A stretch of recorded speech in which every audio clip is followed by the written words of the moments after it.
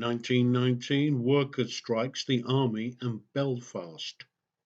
Belfast was also presenting problems for Prime Minister David Lloyd George. Firstly, let me take you back. Before the war, there were a number of strikes, and I'd recommend the excellent work of a book Simon Webb in his book 1919 Britain's Year of Revolution. In the years before World War One, there was considerable industrial unrest, which peaked in 1912 when 40 million working days were lost across Britain. Then in 1914, the Triple Alliance was formed.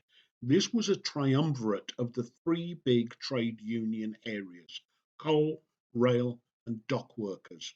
And only the war stopped a general strike that would have crippled the nation. Patriotism affected industrial unrest, but by 1917 that atmosphere was changing, and seamstresses, bank clerks, telegraph messengers, and munition workers had all went on strike.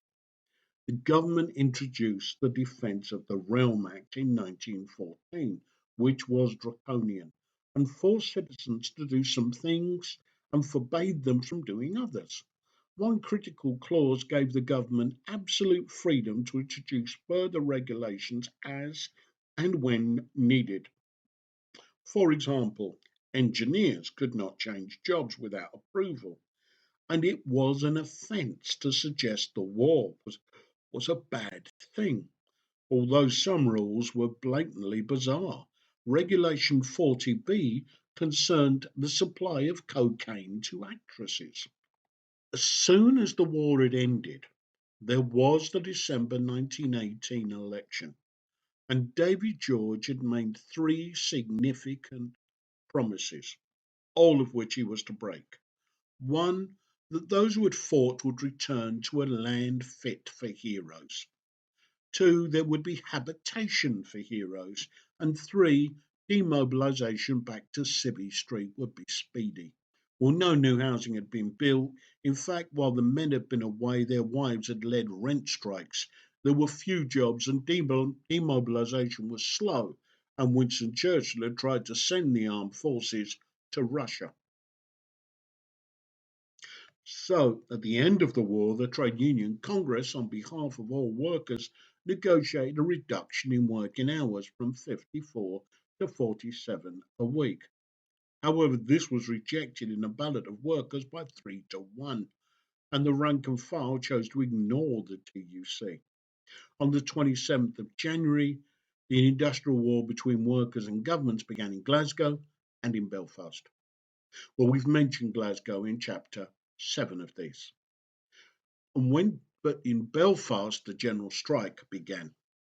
The interesting thing was that workers were not simply demanding less money, less hours for more wages, as was traditional. Instead, they demanded a 40-hour working week as an experiment with the object of absorbing the unemployed. Unquote. The strikes were no longer simply strikes. They were now a people's movement taking strategy out of the hands of government.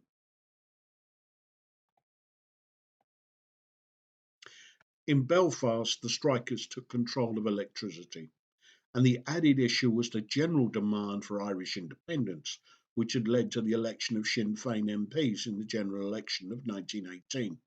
6 days earlier, on the 21st, the first meeting of Dáil Éireann had occurred in Dublin, declaring an independent Ireland on the 21st of January, and at the killing of two policemen in County Tipperary that same day at the beginning of what was the Anglo-Irish War for Independence. The strikers in Belfast, the strike committee were in total control of electricity. They even were deciding which industry could have electricity. In effect, no industry could have it, but hospitals could. They were seeking to create a workers' parliament, and government knew this was step one to independence, but it was also Bolshevism.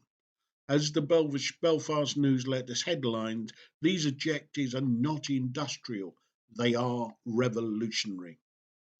Well, when workers in London announced they were going to join the general strike, the government had to act, which it did very forcibly in Glasgow. And it also then amended the Defence of the Realm Act, making it illegal to deprive the inhabitants of electricity with a penalty of 6 months' hard work labour for any worker that did so. Well, after gas and electricity had been disrupted for 3 weeks in Belfast, the army was brought in. Army detachments, Lewis machine guns mounted at the electricity station and in other places led to the strike collapsing. But it was now clear the army would be used to bring order, and that their orders were clear, whatever force was necessary. So the Belfast general strike collapsed, but the atmosphere of strikes in 1919 was to continue, not least because the police went on strike twice in 1919 in London and in Liverpool. The government had to sack 2,000 police officers and make strikes by the police illegal, which is true to this day.